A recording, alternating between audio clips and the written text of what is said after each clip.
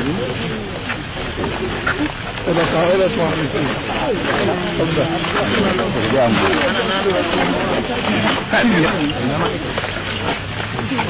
are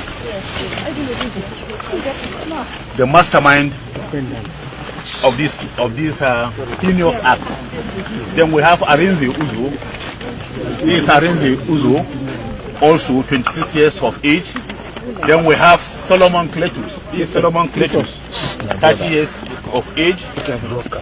And then we have Israel Obiageremu, 35 years of age. They conspired to carry out this serious and disturbed act. Yes, I did my preliminary and I went through my medical college in Edinburgh and I graduated. And then I came back to the country. And then I've been doing some small mining businesses, buying some petty golds and casting and selling. And that's it basically. So you're actually a doctor. So yes, what made you to go into online thing, posting things online? How did you get? No, I didn't do anything online. It was the address, the advert on the board. Yes, in this property. It was an online thing. So I think the security of the house now called him that someone is interested, and that was how he ordered the person to give me his contacts. Then we talked. So his visit to Lagos, to Abuja, we met. Then he came to Lagos. It was in Lagos the gruesome attitude took place. So how did this one now happen? How did it happen? Yeah, I invited him to my hotel room at Atikan where he used to work. Before the invitation, you have planned you are going to kill him. You have planned it. Okay. So how did it happen? Yeah, that's why I invited him. When I invited him over the property sale, and I invited him to my hotel room. And he came to my hotel room. Before then, they've already stationed in my room. So when he came, we were able to. I screamed at him. At the point of trying to grip his fears, they were able to get him from the back and who subdued him. So you have planned it before you now carried out the action? Yes, please. What made you to believe killing him is how you can get money from him? I was lost. Lost how? It's lost for materialities. You were lost how? I say it's a lost for money. So have you gotten the money now? Are you satisfied the way you are? I feel like a monster. You are coming from jail and you are going back to jail. Does that bother you? It does bother me. How? How does it bother you? It does bother me. Who did you meet in jail? You met someone here in jail. Who is the person? Solomon. You met him in jail. Solomon. And was it the one that lured you to doing this? No. So you lured him? Yes. You lured him to join you. How much were you paid? What did you pay them? Each one of them. Touch the person, tell me how much you paid. I discussed with them. They were not paid. So thereafter, how much did you give them? They are yet to be paid. Yet to be paid. So how much did you realize from this deal? Nothing. In the pharmacy. Pharmacy how? Is it off the counter drug or injection? No, it's off counter. But I discussed with the pharmacist and they gave me the poison book to sign. Okay. It's not off counter injection. No, you signed. You signed. Yes, that's right. Okay. It's not on the shelf. Uh-huh. It's off shelf. Uh-huh. Yeah. So you signed? Yeah, and they gave it to me. Where exactly? What area? I don't know. Aja? Is it in Aja? Is it in Yeah, I think it's around here, around Aja here. Okay. I work at African Beach Hotel. African Beach Hotel? Yeah. Okay. So how did you get to know this man? He was once our guest in the hotel. Okay. So he comes often and go. That is where I know him. Okay. So how did he approach you? It was on that Sunday that he called me that I have a guest that should help him out and stay with him in the hotel before the guests will arrive. That was it, man. So now? So when the guests arrived, he instructed me and Solomon to hold him so that he can inject him. So he injected the man, and after the injection, he asked us to go, that the man will wake up. So we are on our way going home before he called up that the man couldn't wake up again, or that we should come back. That was what happened. Okay, so who disposed of the body? It's me and Solomon. Okay, how did you do that? He put it inside the sack. Who disembarked the body? Who cut the body into? The body was not cut. So what happened? We put it inside a sack and tie it with a sellotape. Okay. Yeah, and brought it down here. Was there a party that night at the hotel? It was weekend and it was like a party for everybody. It's a beach. So everybody comes to the beach to enjoy weekend. So the noise did not allow the people to know what was happening? No, it doesn't. How do you feel that you are caught in this and you are going to prison? How do you feel? I feel very bad and it wasn't what I planned in my life because I didn't even think of killing anybody before then. Because what happened, I don't even know how it happened. Because he didn't tell us that he wants to kill the man. So once the man is dead and I don't have any other way to free myself, that was the reason I came back to, help him and carry the body out. It wasn't my intention to kill Chief. I have not that kid in my life before. I was annoyed because I was helpless. I need someone to assist me. That was why he invited me.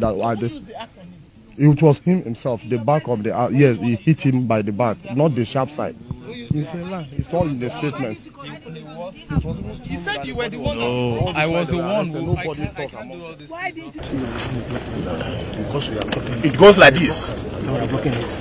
All text is that a new and highly sophisticated dimension has been introduced into cybercrime. At first it was Yahoo. We had to contend with it. Later we battled with Yahoo Plus until the discovery of this latest one by this syndicate, which is about the deadliest in the annals of internet fraud. No one is free from them as long as you are on social media space. However, the only way out is to abstain from unnecessary and flagrant flaunting of one's achievement and wealth on social media. Members of this syndicate who are here with us are so callous that they hack into Facebook accounts, peruse your profile. Once they find anything appealing to them in you, you become a very big fish. All they do is to start working on you. They will start by sending you friend requests. The moment you respond in affirmative, you are already a target. They will start by selling dummies of business, ideas in your area of speciality, and by human nature, the insatiable spirit in us tempt us to crave for more.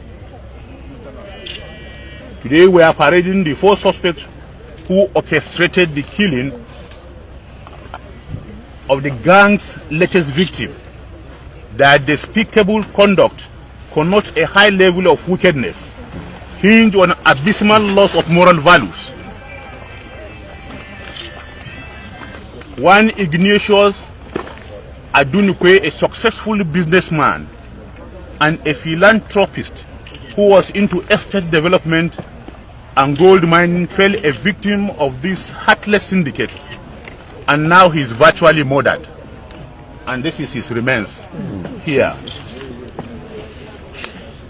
He left his residence number 4, Maduke Street off Raymond Njoku Street, Southwest Ikoyi, in Lagos on December 1st, 29, never to return home.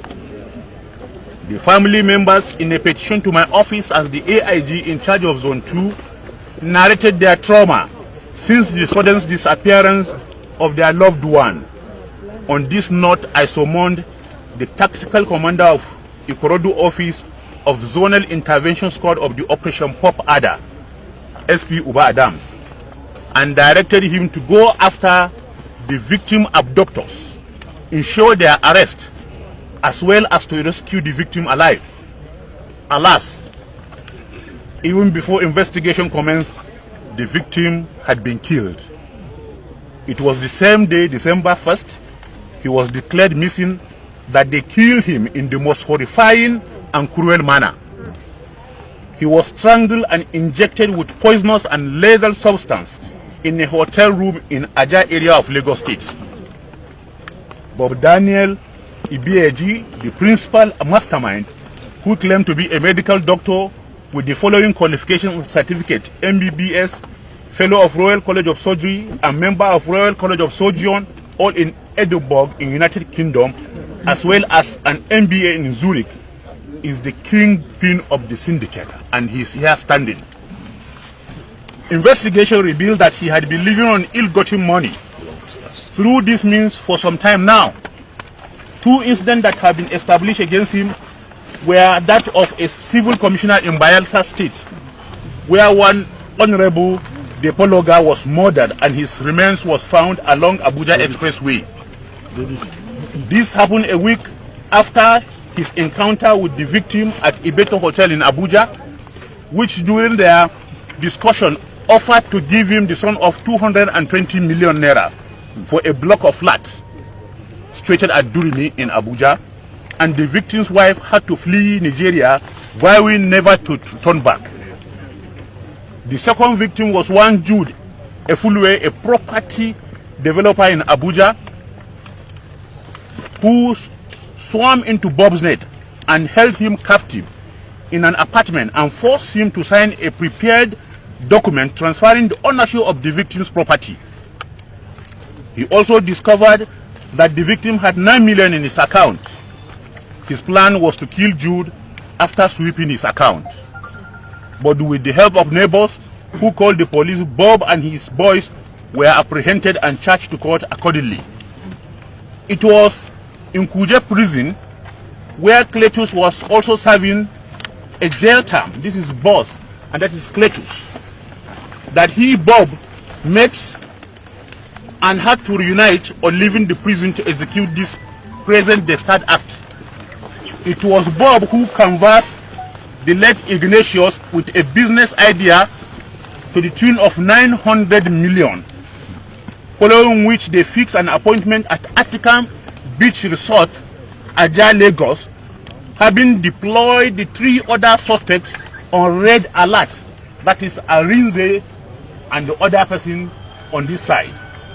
After cajoling Ignatius, that is the victim you are seeing his remains here, to signing their agreed documents, he lured him into his hotel room, where his boy gave him a helping hand.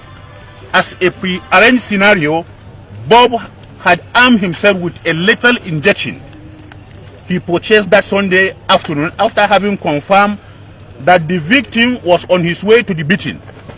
In the hotel room, Bob instructed one of his boys to fetch him a bag he came with, pretending as if it was the money to be handed over to the victim.